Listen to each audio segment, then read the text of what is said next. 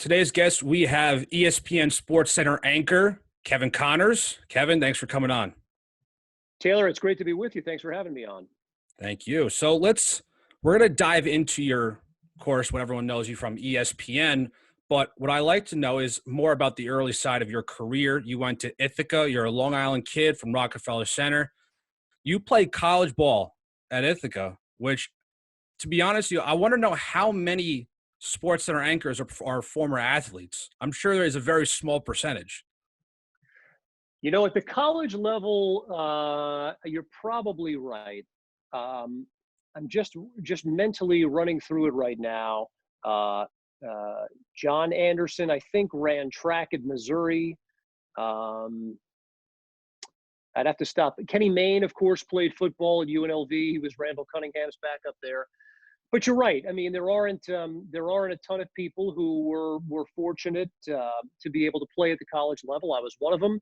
It was a huge reason why I went to Ithaca, was because I knew I wanted to play basketball, but also still do broadcasting. So it was a great experience, even though it wasn't always a great experience. Right. And we can get into that if you'd like. But it's given me better perspective. I've loved being part of a team, and I learned a lot of very valuable lessons playing basketball. And I play college baseball, so I kind of have that same response. That I kind of have a different outlook when I talk to a baseball player, if it's in the college level or professionally. I mean, you have this outlook now in basketball, but now it's probably helped you out with all your sports, being that former college athlete when you're anchoring, every single night.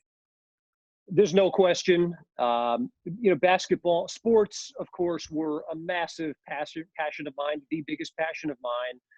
Growing up, still are, outside of my family. But yeah, the knowledge of what it's like to be a part of a team, and to know, what that dynamic is going to be like when you're covering players who are part of a team. And of course, being part of what I consider to be the best team in sports broadcasting at ESPN, and there are roles. And by the way, everyone wants to be a superstar, but not everyone's the go-to guy. Not everyone bats cleanup, and so you've got to try to figure out what your role is and be comfortable with that. And so there's no question. It was a fabulous learning experience for me in a lot of different ways.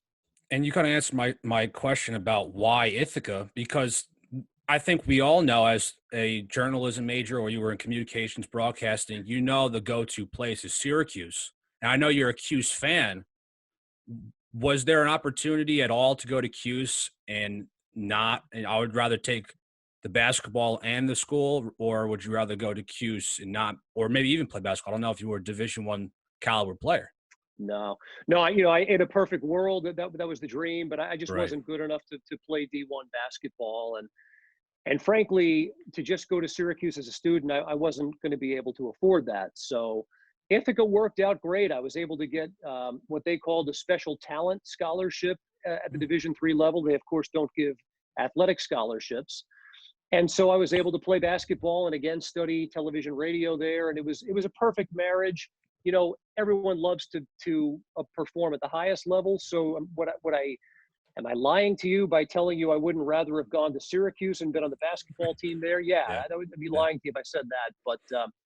But the connections that I made through Ithaca, the people that I'm still in touch with today, it was all around. I couldn't have asked for too much of a better experience.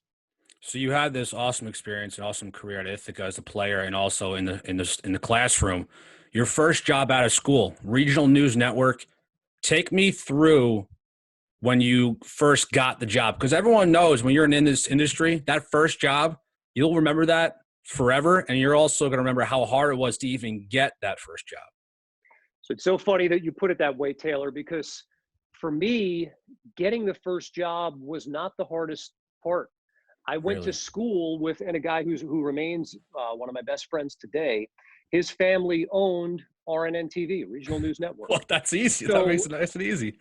It does make it nice and easy. So, I think I'd like to hope that my buddy Mark saw some talent in me, and he said to his family, hey, this guy is really, at the bare minimum, a hard worker. Let's give him a look. And so I had my first job. I wasn't working in it, but I knew that I had it. I signed the contract to my first job while I was still a senior at Ithaca. And it's so funny that you put it the way that you did, because everyone likes to say the first job is the hardest. For me, it wasn't. The second job was the hardest, because I was at RNN for about a year, and then Brian Kenny, who was the sports director there, left to go to ESPN, and I was then elevated to the sports anchor in full-time role. So my job changed, but I'm still at RNN, so I consider it the first job. And I was there for 7.5 years. And I sent out resume tape. This is back when we had VHS tapes, Taylor, before your time. I can't tell you how many VHS tapes I spun off of my resume tape and sent Jeez. out to TV stations all over America. And I could not get an interview. I couldn't get arrested. And it was an extremely difficult time. But at the same time, I was building the foundation of who I am as a broadcaster. I got to touch so many different things, not only in sports, but in talk shows and in news and in reporting. So it was a great experience as I look back on it now. It was not easy when I was going through it, but I like to think it built the foundation for who I am today. And you're talking about how the struggle, and there was a lot of struggle. There's a lot of hard times, maybe thinking about, is this the right thing for me? And this is honestly like I'm feeling a lot of this because there's been a lot of times early on that I really wanted to just stop doing this.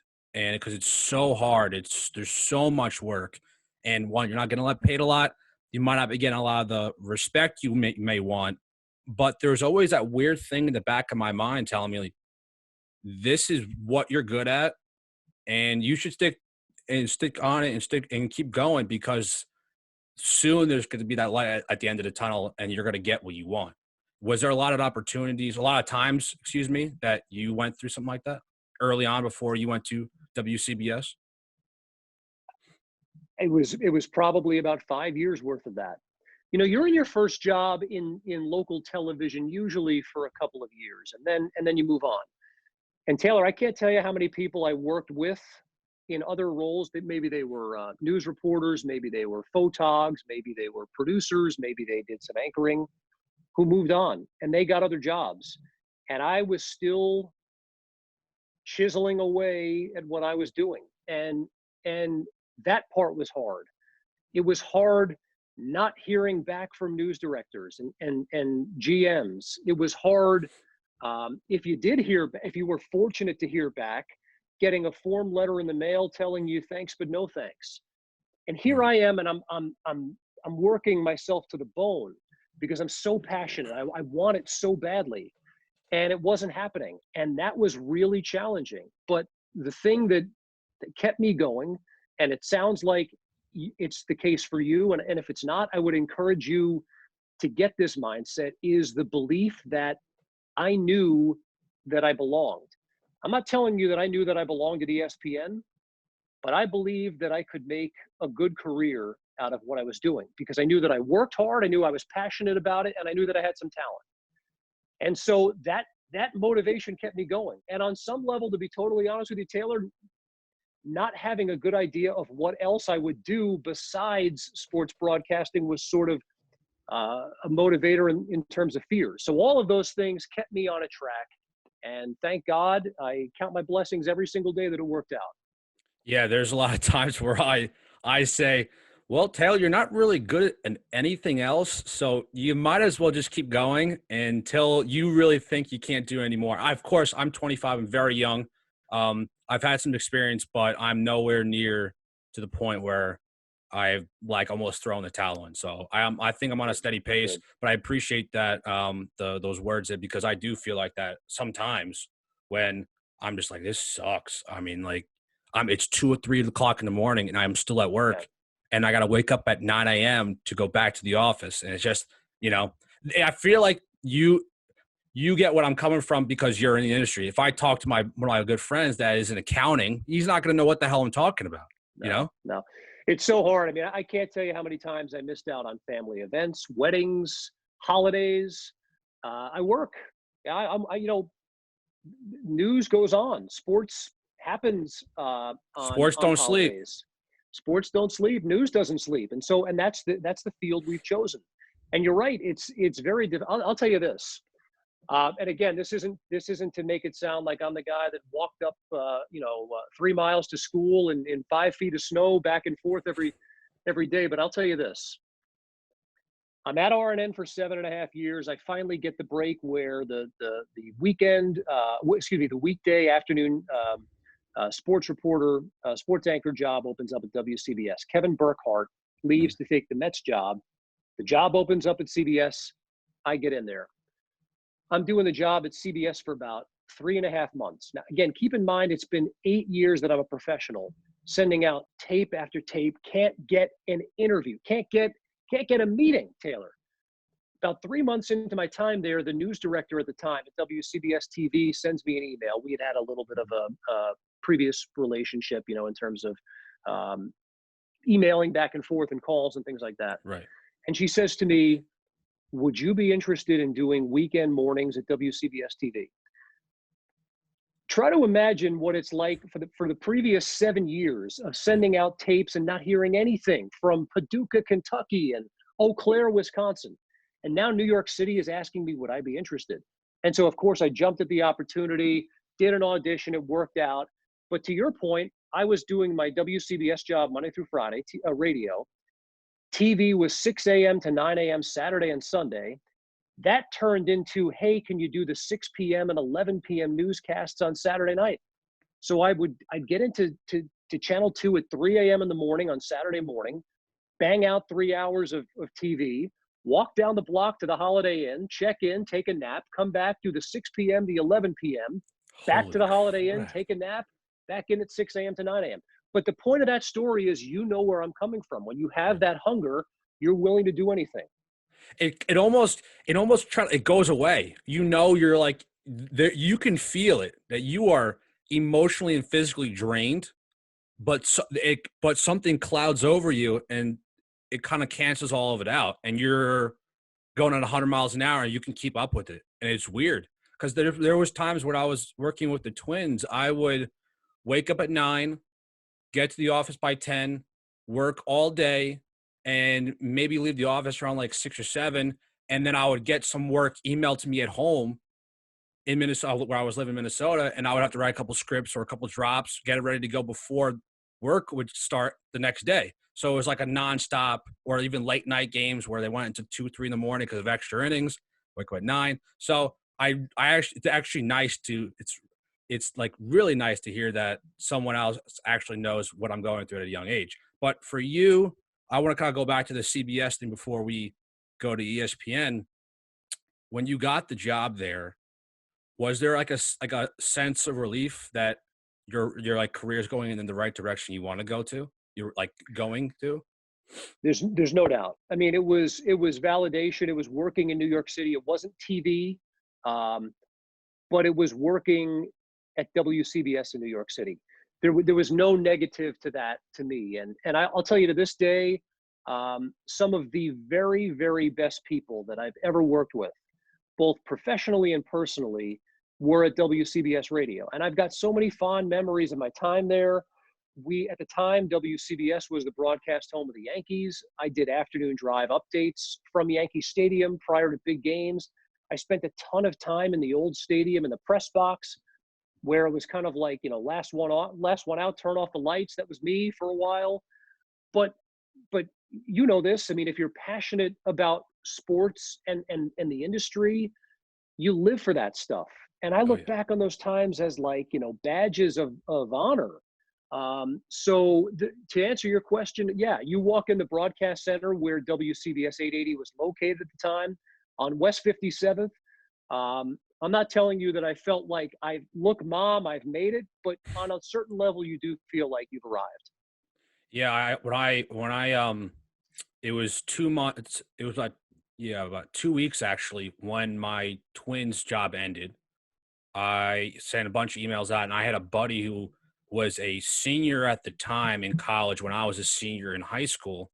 I met him. He was a college baseball player, and he was getting his way into the industry, and he worked at WFAN for about 8 years, 7 or 8 years. And I asked him, hey, do you think I can throw my resume to you, or you can throw it to whoever takes resumes? And I would say 2 weeks later, he says, come on in for an interview. And it turned out it wasn't even an interview. I got the job. There was about 5 of us that got the job. Wow. And it was 2 weeks after I left the Twins. And I'm home. I'm in the city. And I honestly told exactly what you said. I said, wow, this is a great opportunity, but I don't think I've made it yet. But you have that sense of relief because, once the job is over, you're looking for another one. And you have that absolute immediate, you're like freaking out that you're jobless while you feel like that other people are passing you by in those 2 weeks, but no one really is. Right. So that I kind of like have the same thing with you. But when you go to ESPN in July of 2008, how did you get the call that you were getting the audition to, or getting an audition to work at ESPN as an anchor? Well, that's not the best part of the story Ooh, for okay. for me. How I got the audition was I had an agent at the time, had a TV tape, of course, from working at Channel 2, WCBS, and he sent the tape in, and they said, "Yeah, you know what? Let's have him come on up and do an audition, and he can interview with people." Now, to this day, I can't tell you if they popped my tape in and said, "This guy's a charity case. Let's do our good deed of the day," or if they said, "Huh, we see something in this guy." I'd like to think it was the latter. So, but the story is, so I get the audition, and it must have been in, like, let's say it was something like in February of 2008. And so I go on up and I do the audition, and I've told this story before. I felt like Morgan Freeman's character in Shawshank Redemption when he goes to the parole board for the last time, and he says, I don't care if you think I'm rehabilitated. I know I'm rehabilitated. That's how I felt. I felt at the time, like, I don't care if you think I belong here, but I know I belong here. I know I belong as an anchor at ESPN. Now, I'm not telling you that at the time Stuart Scott should have been fearing for his job, but I knew that I belonged among the people who were working at ESPN. So I do the audition. I do an interview with 5 different people, and this is in February of '08, and it goes pretty well, I thought. So week goes by, 2 weeks go by, nothing. Month goes by, nothing. 2 months go by, nothing. Hmm. So you're playing the game in your own head, like, am I out of the running? Um, am I going to get the job? But I haven't heard anything yet. But if I'm out of the running, they would have just told me so, right? So you're playing these games in your head. So 2.5 months after the audition and interviews, I'm getting ready to do an update on WCBS. Must have been at 3:13. My agent calls up, Kev, you ready to move to Bristol? Oh Hang my up the God. phone with him. The 3:15 had been the most excited update in the history of New York radio, because that was kind of the moment where you said, you know what, my life is going to change. And my life has changed in just about every single way since being at ESPN. So July 2008, the opportunity comes. You've made it. ESPN SportsCenter anchor. You've done a list of shows like Top Rank Boxing, WNBA, showcase, halftime shows, ESPN Baseball Tonight, college basketball play-by-play, and also halftime show.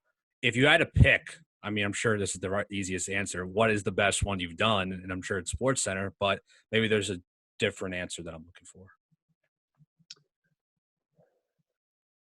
That's a great question. I can remember when I was like 10 years old, going up to my grandfather's house in just outside of Utica, New York, and on a TV where you still had to change the dial like that. They had this channel where the show played sports highlights, and it was just sports. I thought, this is the greatest thing that I've ever seen in my life, because we didn't have cable. I didn't have ESPN living on Long Island in 1985, but for whatever reason they did up in upstate New York. So the show that I was watching at the time, of course, was SportsCenter. To think that 30 years later or 25 years later, you'd get to do that show.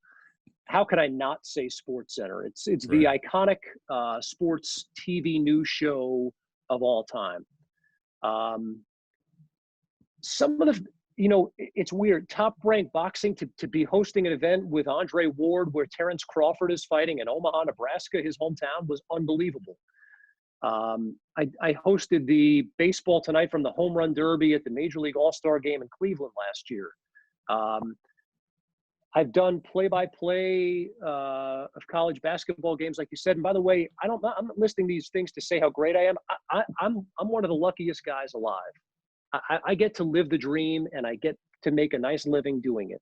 So I'm one of the most gratifying moments was I called a WNBA playoff game. And they asked me at the time, they said, would you be interested? This is like probably 2010, 2011. And my answer was like, guys, this will kind of be the first time I'm watching WNBA games. But I took the opportunity, and the people that I worked with and the players that I covered could not have been better.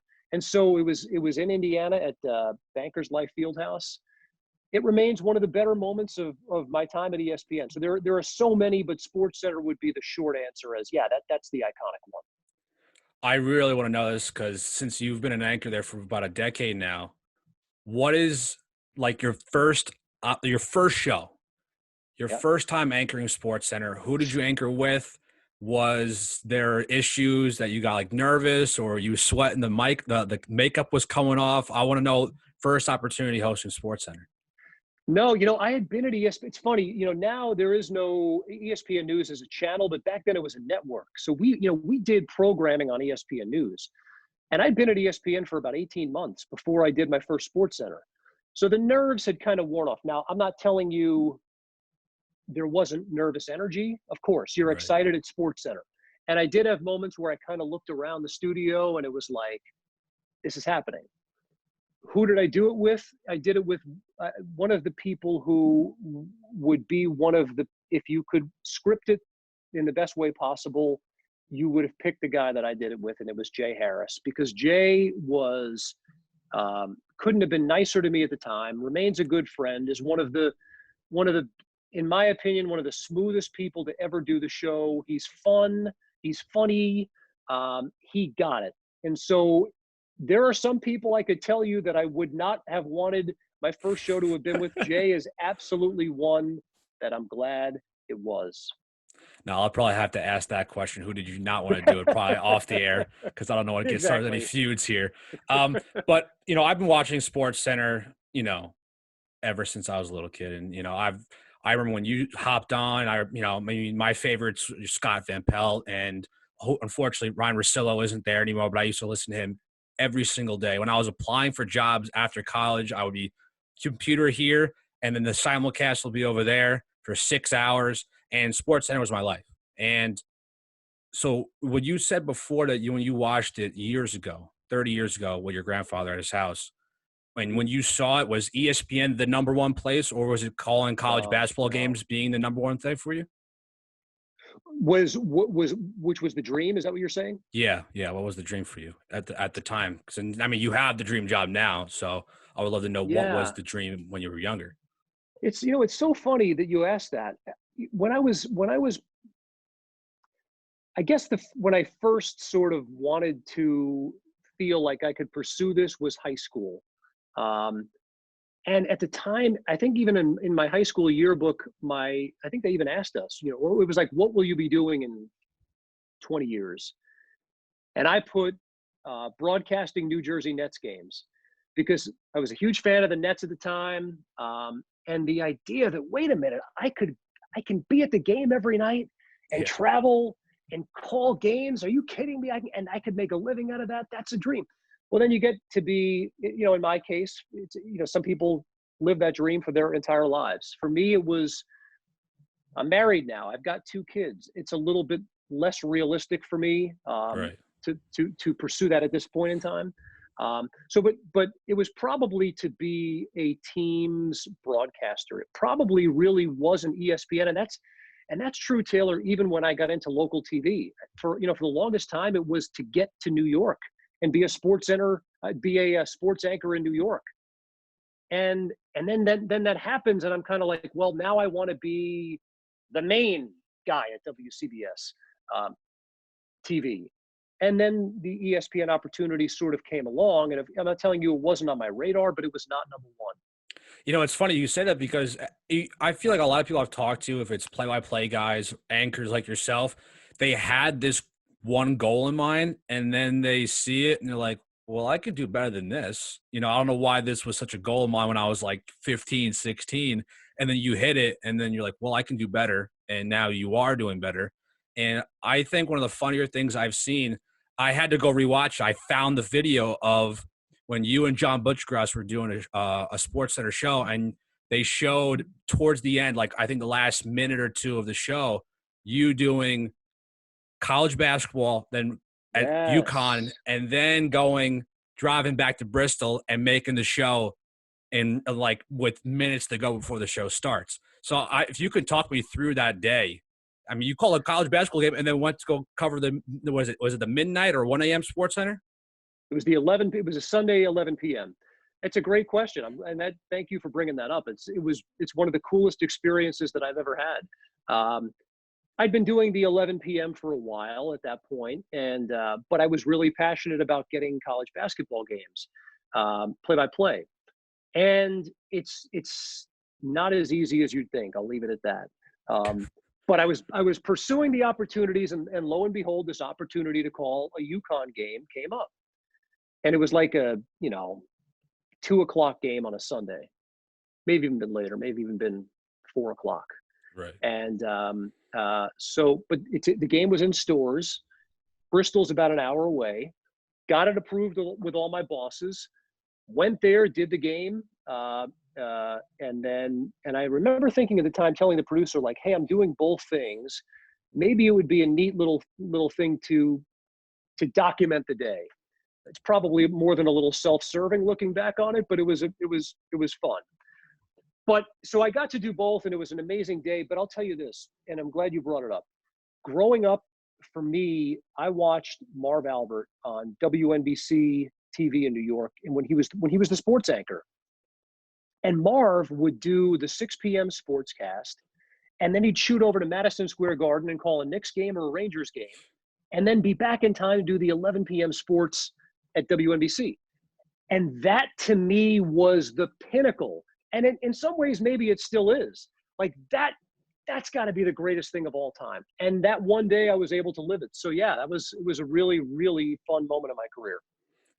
For me, I would have been stressed out. I mean, I'm stressed out when I have one job to do. So imagine doing, you're covering national basketball on ESPN, and Yep. then get your ass over back to the studio, and then you got to be on the 11 p.m. Eastern ESPN and ESPN SportsCenter. So I would be freaking out. But when I was looking up some more information about you, and then I looked into more of the broadcasting side, and then I kind of just stopped for a second. I said, how do you guys and your anchors and the producers and writers, how do you guys make content now with the Yeah. pandemic that's going on? Because it's the sports just write the content for you guys. It's easy. You write the script, you see what you see, and you write it down, and then you read off teleprompter, and that's an hour or of sports. But now with the pandemic, there's personally for me, you were seeing a lot of refiltered all over networks. We're seeing the refiltered who's better, LeBron, MJ, and it's good once or twice, but now I think I've seen it on like 3 or 4 different networks, the same exact Yeah. topics. I mean, it's kind of nice now with the Michael Jordan documentary coming out, but how do you guys do it? By the way, those are tedious to me. And there are a lot of what, even when the pandemic isn't going on, that's kind of a part of the business that for me doesn't turn me on. Now, I know some people love the debate. I'm not telling you I'm not into debate, but these nebulous arguments are, like you said, recycled, and they're tough to take after a while for me. Yeah. So, but how the hell do you fill an hour of TV when there's nothing happening? Right. You can't spend a full hour talking about Gronk coming back to the NFL. You can spend a lot of time on it, or you can preview the NFL draft. So you've got to come up with some of those things. I'll tell you this: many of the producers that I work with, and the people and the production assistants, when we're in these meetings, That's where their talents shine the brightest, is that they are able to come up with ideas. And not every one of them's a home run. By the way, I've done a lot of things that if you were to play them for me right now, I'd say, "Ooh, that was a miss."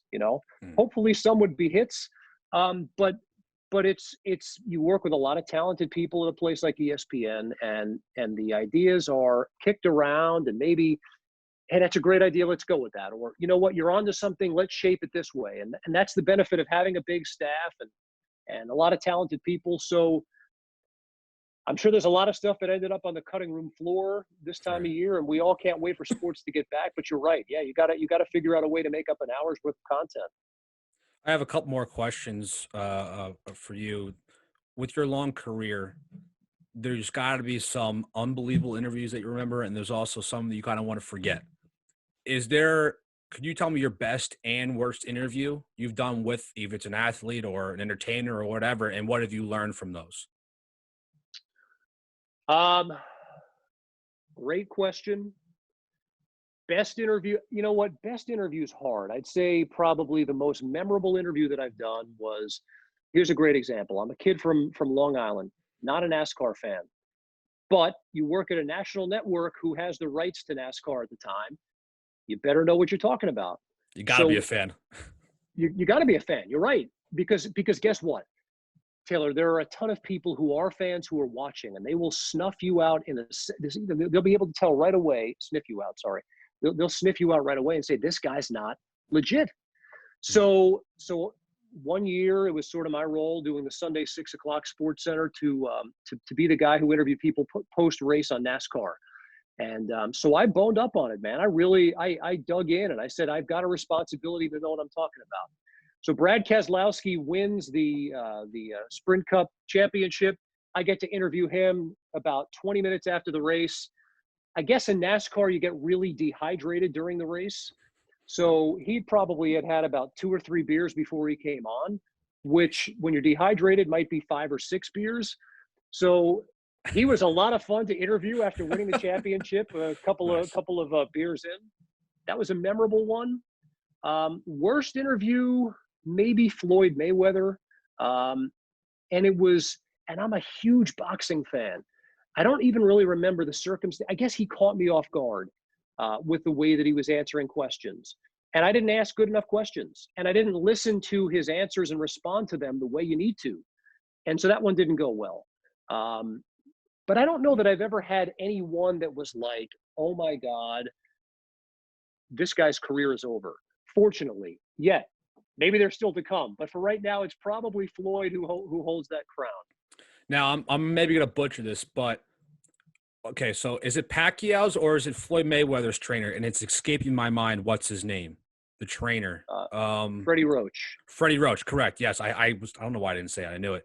Was there a time when I think it was you and Freddie Roach were on TV, and then not Freddie Roach? Oh my No, God, no, what's Teddy his name? Atlas. You're thinking of Teddy Teddy Atlas. Atlas, yeah, where Teddy Atlas was absolutely screaming and having a meltdown. I think he was either talking to Stephen A. via Yeah, yeah. simulcast, and then you were standing there, and I didn't know. Like, I would have been the same way. I'm like, I don't know what I'm supposed to do here. Just let him rant off.